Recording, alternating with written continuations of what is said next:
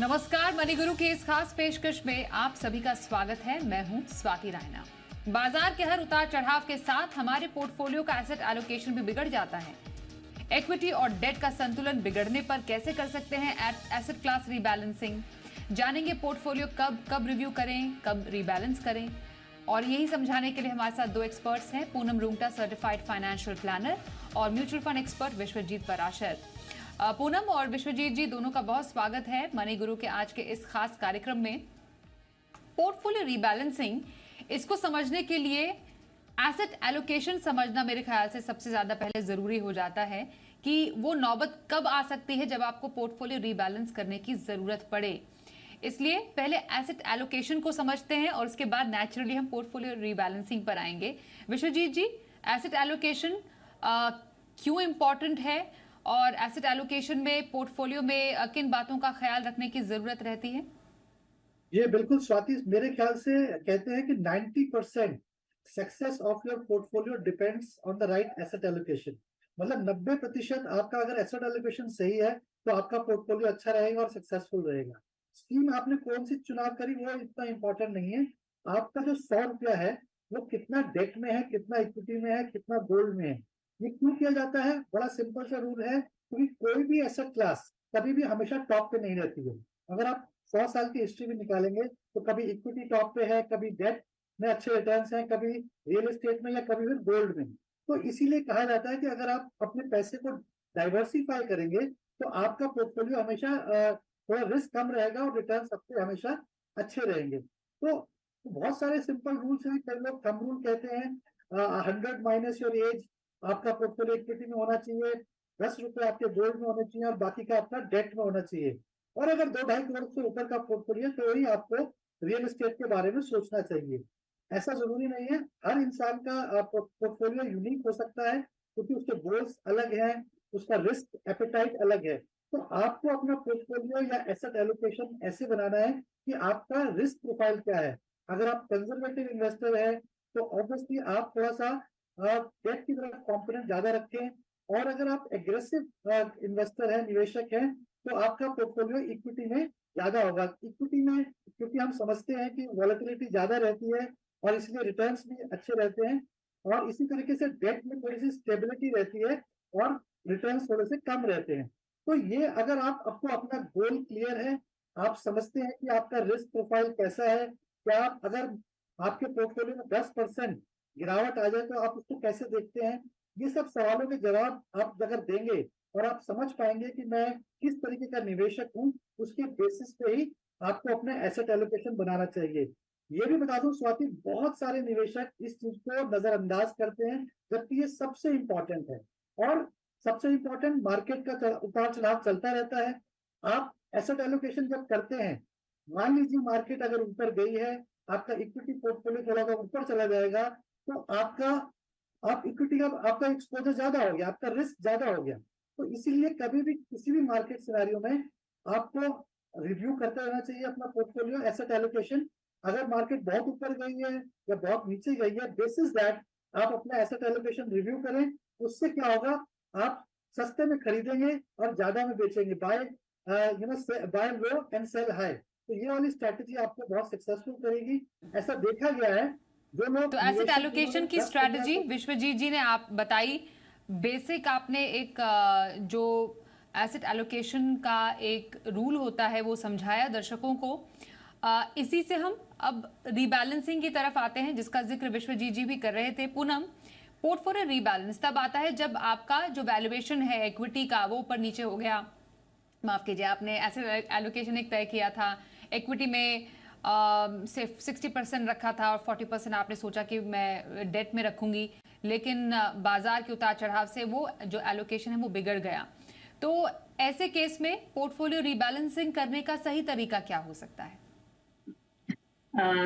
स्वाति, जैसे विश्वजीत जी ने बताया कि हम हमारा रिस्क और प्रोफाइल मतलब जो हमारे रिस्क एपेटाइट का प्रोफाइल है वो, और गोल्स, और साथ ही टाइम होराइजन को नक्की करके कॉन्शियसली एक साइंटिफिक एसेट एलोकेशन में अपना पोर्टफोलियो जब बनाते हैं, तो बनाने के time everything is as per required, यानी आपके लिए जो राइट एलोकेशन है वो आप किसी प्रोफेशनल की हेल्प से शुरुआत एकदम सही करते हैं, but over a period of time without active changes also, यानी आप अपनी तरफ से कोई चेंजेस नहीं करते एसेट एलोकेशन पे, पर मार्केट के उतार चढ़ाव की वजह से कभी, जैसे आपने अभी जिक्र किया कि कभी इक्विटी ऊपर चली जाती है, कभी डेट ऊपर चला जाता है, इससे आपकी रीबैलेंसिंग चेंज हो जाती है।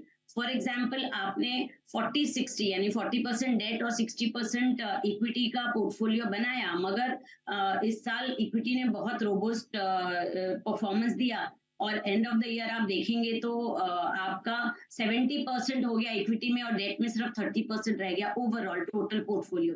तो ऐसे में जरूरत हो जाती है अपने जो गोल्स हैं और जो अपना रिस्क एपेटाइट है, और साथ ही जो टाइम होराइजन जिसकी वजह से आपने एक पर्टिकुलर एसेट क्लास चुना है, उसमें बने रहने के लिए आपको जो 10% इक्विटी में बढ़ गया, इक्विटी के अच्छे परफॉर्मेंस की वजह से उसे डेट में शिफ्ट करना होगा to maintain the asset allocation. तो अगर हम अपना एसेट एलोकेशन मेंटेन करते हैं, तो जो साइंटिफिक अप्रोच से हमने शुरुआत की थी इन्वेस्टमेंट की, वो बना रहेगा, and over a period of time इससे हमें रिटर्न्स भी अच्छे देखने को मिलेंगे, और साथ ही हमारे गोल्स पे हम बहुत कंफर्टेबली पहुंच जाएंगे। बिकॉज इक्विटी इतनी वोलेटाइल है, अगर उसमें आपका एलोकेशन बढ़ता गया और कभी इक्विटी में डाउन ट्रेंड आया, तो आपके पोर्टफोलियो में सीधा सीधा उसका असर होगा, और वही अगर आपका गोल पीरियड हुआ, गोल ईयर हुआ, तो आपको उसमें नुकसान हो सकता है। इसलिए टाइम टू टाइम इसे रीबैलेंस करना है, यानी मेंटेन करना है हमारा asset allocation by rebalancing as and when आपको चेंजेस दिखाई दें अपने रिटर्न्स में, ड्यू टू रिटर्न्स आपके पोर्टफोलियो में एसेट एलोकेशन में। बिल्कुल, तो टाइम टू टाइम रीबैलेंस करना, अपने पोर्टफोलियो को पहले रिव्यू करना और उसके बाद रीबैलेंस करना बेहद ज़रूरी है।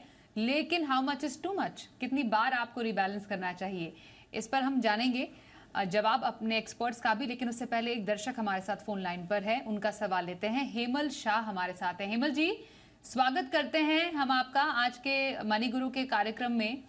आप पोर्टफोलियो से जुड़ा हुआ सवाल हमारे एक्सपर्ट से जानना चाह रहे थे।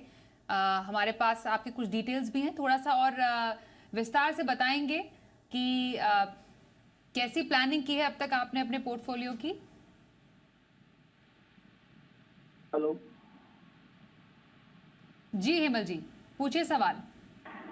हाँ, मेरा है ना 54 ईयर्स का है। अभी मेरे को रिटायरमेंट में मेरे को 30,000 रुपीज मेरे को एफडी चाहिए। ये मेरा जो इन्वेस्टमेंट है उसमें से ये हो जाएगा, या मेरे को और क्या करना चाहिए, कौन सी स्कीम चेंज करनी चाहिए, वो सब जरा बता।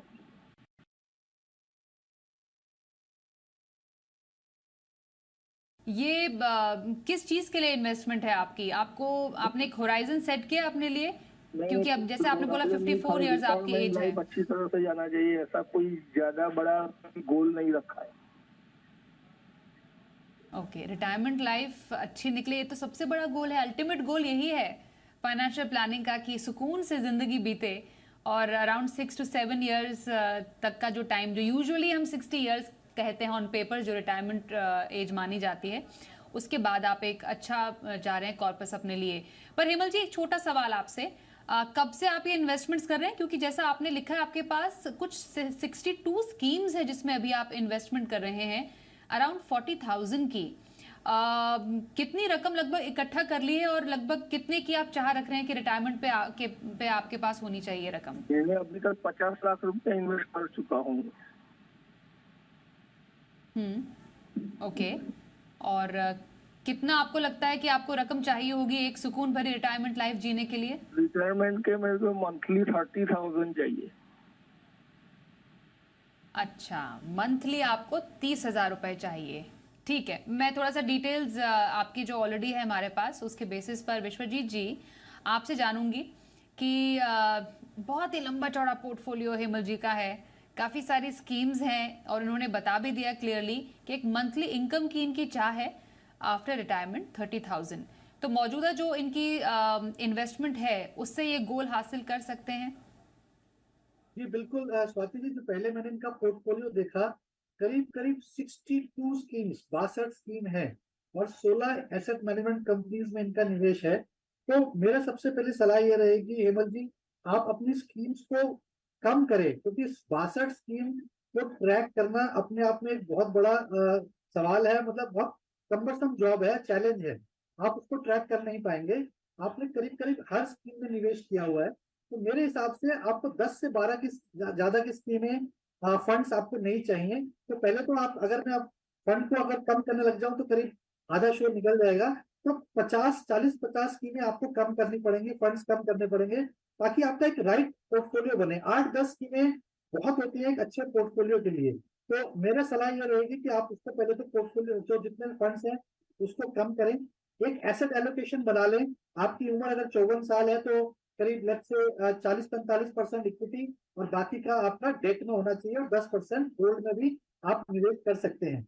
अब आपका जो पोर्टफोलियो है जो इक्विटी का है, मैंने देखा उसमें कुछ हाइब्रिड स्कीम्स हैं और बैलेंस एडवांटेज फंड्स में आपका अच्छा खासा एक्सपोजर है। तो उसमें आप बने रहें, क्योंकि वो एक अच्छा खासा ऑटोमेटिक एसेट एलोकेशन हो जाता है। जैसे कि बैलेंस एडवांटेज फंड में 65% इक्विटी या 35% डेट, तो वो ऑटोमेटिक अपने आप में एक एसेट एलोकेशन हो जाता है।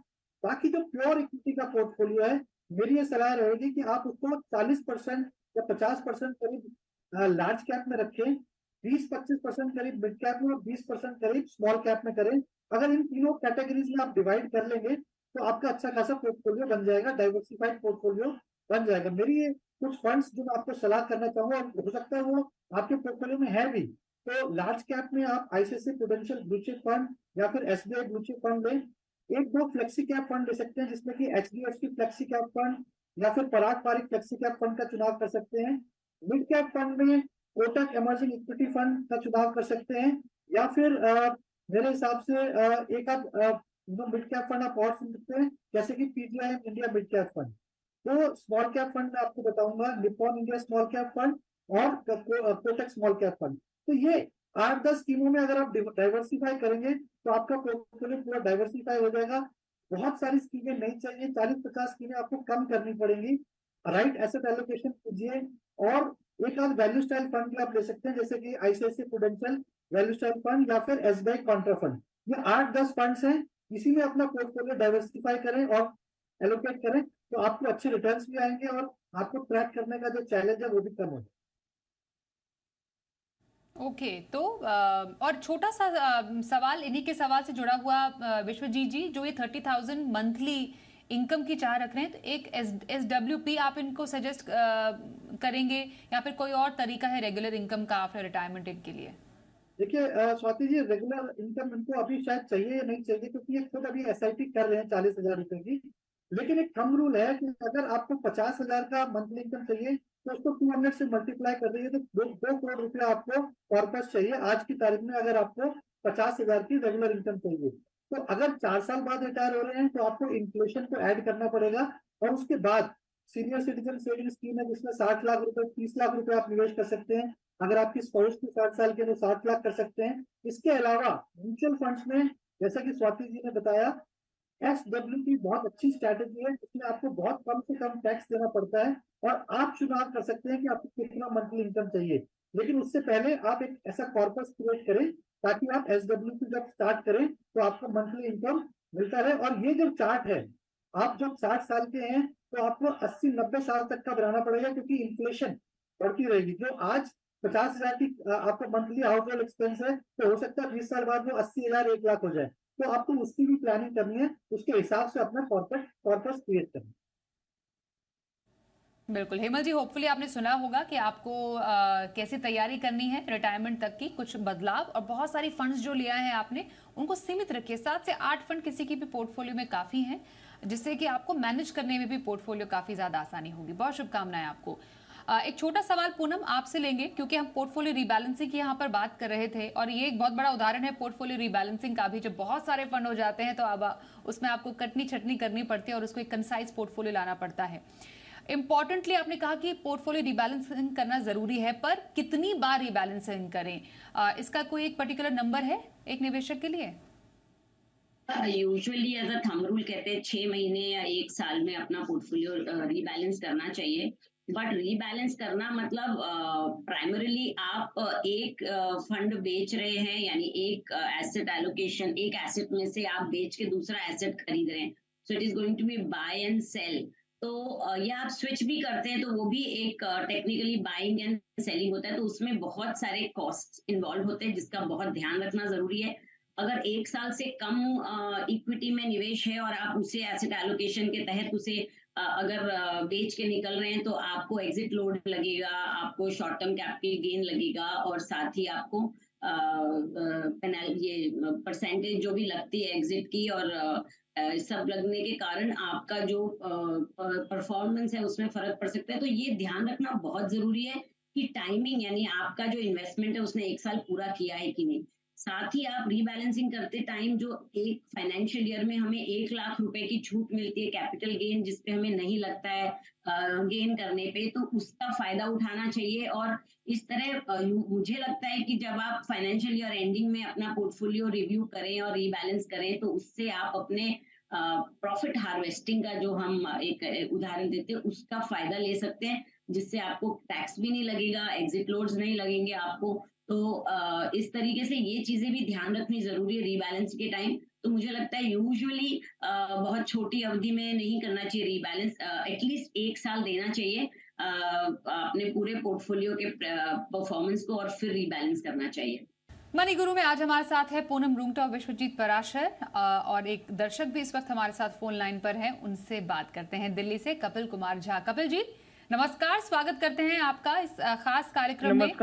आपने सवाल भेजा था हमें जी। 34 साल के हैं आप और आपने कुछ फाइनेंशियल प्लानिंग की है अपने लिए, थोड़ा सा डिटेल में बताएंगे क्या अब तक का प्लान है और क्या आगे आप सोच रहे हैं अपने इस प्लानिंग के बारे में? जी मेरा यही प्लान है जो मैं सारा आपको डिटेल भेजा हुआ हूँ। मुझे ये 20 साल में मेरा कॉपस क्या तैयार होगा, और अगर पोर्टफोलियो में कुछ चेंजिंग या कुछ हो है तो वो बताएं। रिव्यू करना है पोर्टफोलियो का 20 साल में, मतलब रिटायरमेंट के लिए? जी जी जी रिटायरमेंट के लिए आपने कहा था, आपने तो लिखा 3 करोड़ रुपए आपको चाहिए रिटायरमेंट के लिए, यही रकम तय किया आपने? जी जी जी ओके, चलिए मैं पहले अपने एक्सपर्ट से पूछ लेती हूँ, आपके पोर्टफोलियो पर आए। पूनम, कपिल जी ने अगले 20 साल के लिए अपना लक्ष्य रखा, लॉन्ग टर्म का लक्ष्य है, रिटायरमेंट प्लानिंग का है, रकम भी अच्छी खासी है। इनफैक्ट कपिल जी एक और बात क्विकली, 5 लाख रुपए आपने कहा था कि आपको एक मुश्त निवेश भी करना है, क्या ये सही है? जी जी राइट। ओके, अभी तो ये सारी इंफॉर्मेशन मैं कंफर्म कर रही। अभी जो मेरा पोर्टफोलियो है उससे कितना तैयार होगा मेरे कॉपस? ठीक है, ओके। एग्जिस्टिंग पोर्टफोलियो से पूनम कितना इनकी रकम तैयार होगी, और 3 करोड़ 20 साल के लिए इनको अगर इकट्ठा करने हैं तो क्या काफी है ये? हाँ स्वाति, जो इनका एग्जिस्टिंग पोर्टफोलियो है जिसमें ये 13,500 रुपए की SIP कर रहे हैं हर महीने, अगर ये 20 साल तक कंटिन्यू करते हैं और हम मार्केट का रिटर्न एक 15% समझ के चलते हैं अगले 20 सालों का, तो ये आराम से 2 करोड़ आज से लेके आगे तक 20 साल में आराम से इससे बना सकते हैं। और जो इनके ऑलरेडी 5 साल से निवेश चल रहे हैं, जैसे इन्होंने कहा SBI ब्लू चिप में पिछले 3 वर्ष से 4,000 की SIP चल रही है, एक्सिस ब्लू चिप में भी 5,000 की SIP 4 वर्ष से चल रही है, एक्सिस मिड कैप में 2.5 साल से चल रही है। तो इन सब के भी अगर हम अगले 20 साल तक को हम इन्हें इन्फ्लेट करें और कंपाउंडिंग के तहत इसको कैलकुलेट करें, तो ये 1 करोड़ और उससे बना सकते हैं। और साथ ही जो PPF में ये निवेश कर रहे हैं और जो LICs में निवेश कर रहे हैं, उनके भी जो मेच्योरिटी आएंगे, तो ये सब कुल मिला के ये आराम से इनका जो डिजायर्ड गोल है उस तक पहुंच सकते हैं। बस इन्हें इतना समझना है कि ये जो गोल का अमाउंट इन्होंने नक्की किया है वो इन्फ्लेशन एडजस्टेड है कि नहीं। आज हमें लगता है कि 3 करोड़ से जो हम पैसा हम अर्न करेंगे उससे हमारा रिटायरमेंट अच्छा होगा, पर जैसे अभी पराशर जी ने भी बात की कि हमें अगले बहुत लंबे समय तक ये पैसा यूज करना है for our whole of our retirement period, तो इसलिए उसका भी हमें ध्यान में रखना है। तो इनका गोल जो इन्हें डिजायर किया वो तो इन्हें बहुत आसानी से अचीव हो सकता है, साथ ही 2-3 बातें ध्यान रखने वाली है कि जैसे इनकी उम्र अभी सिर्फ 34 इयर्स है और गोल बहुत लंबा है, तो इसमें इस वजह से ये अगर चाहे तो अगर इनका जोखिम उठाने की क्षमता है तो ये इसे थोड़ा अग्रेसिव पोर्टफोलियो बना सकते हैं। इसमें ये स्मॉल कैप भी इंक्लूड करें और जो इनके मौजूदा पोर्टफोलियो में इन्होंने मिड कैप का डुप्लीकेशन किया है, तो मिड कैप एक ही रखें, तो लार्ज, मिड और स्मॉल और साथ ही एक फ्लेक्सी कैप अगर इसमें रखेंगे तो अच्छा होगा। और जो एसेट एलोकेशन किया है वो भी मुझे थोड़ा कम समझ में आ रहा है। और आज हम एसेट एलोकेशन की ही बात करें तो हो सकता है इन्होंने जब शुरू किया हो तब एसेट एलोकेशन इनका सही रहा होगा, पर अभी अगर हम करंटली देखने जाएं तो इनका 45% डेट में है, क्योंकि हम LIC का इन्वेस्टमेंट जो प्रीमियम पे कर रहे हैं वो, और जो इन्होंने PPF का हर साल का 1 लाख का अपना नियम रख रखा है वो मिलाएं तो 45% ये डेट में इन्वेस्ट कर रहे हैं और 55% इक्विटी में कर रहे हैं, जबकि इनकी एज के हिसाब से मुझे लगता है 30-70 अगर रखें, यानी 30% डेट और 70% इक्विटी रखे तो एक आइडियल एसेट एलोकेशन हो सकता है। तो इन्हें 50,000 रुपए कम जमा करने होंगे PPF में, सिर्फ 50,000 उसमें डिपॉजिट करें और बाकी के 50,000 रुपए भी SIP की तरफ करेंगे तो इनका वेल्थ भी अच्छा क्रिएट होगा और आइडियल एसेट एलोकेशन होगा। तो इन्हें थोड़े चेंजेस करने से बेटर वेल्थ बन सकता है over a period of time. और इन्होंने जो LIC ले रखी है, इंश्योरेंस स्कीम्स ले रखी है, अगर वो बराबर हैं इनके प्रोफाइल को देखिए, यानी जिसे हम रिस्क मैनेजमेंट कहते हैं, अगर ये प्रॉपर रिस्क कवर हो रहा है इनका तब तो ठीक है, वरना एक टर्म इंश्योरेंस भी इंक्लूड करें। और साथ ही 80C में, अगर ये ओल्ड रेजिम में है तो 80C की जो लिमिट है वो इनकी पूरी नहीं हो रही है, तो उसमें भी आपको ध्यान देने की जरूरत है। तो एक आराम से बैठ के एक प्रोफेशनली अपने पोर्टफोलियो का रिव्यू करके इसमें चेंजेस करेंगे तो आई थिंक वेल्थ भी अच्छा बनेगा, ठीक तरह से टैक्स भी बचा पाएंगे और साथ ही एक आइडियल पोर्टफोलियो आपका लॉन्ग टर्म के लिए बन सकता है। ओके, तो कपिल जी, होपफुली आपने सुना हमारे एक्सपर्ट की राय आपके पोर्टफोलियो पर क्या रही। बहुत शुभकामनाएं आपके निवेश के सफर के लिए। एक छोटा सवाल विश्वजीत जी आपसे ये रहेगा कि रीबैलेंसिंग में कई बार लोग काफी गलतियां कर देते हैं, क्योंकि सही ढंग से रीबैलेंसिंग करना भी बहुत इंपॉर्टेंट होता है। मतलब छोटी अवधि के प्रदर्शन को देखते हुए फंड में SIP रोक दिया, फंड से निकल गए, ये भी रीबैलेंसिंग का ही एक हिस्सा है किसी के एक पोर्टफोलियो के लिए। तो किन गलतियों से बचना चाहिए किसी की रीबैलेंसिंग में? जी बिल्कुल, स्वाति जी, जैसे पूनम जी बता रही थी कि कुछ लोग जल्दी जल्दी रीबैलेंस करते हैं मार्केट सिनेरियो को देख के। तो अगर वॉलेटिलिटी है मार्केट में तो उसका आपको लाभ उठाना है, ना कि आपको SIP रोक देनी है या फिर फंड से बाहर आ जाना है। या 2-3-6 महीने आपके फंड ने परफॉर्म नहीं किया तो आपने एग्जिट कर दिया।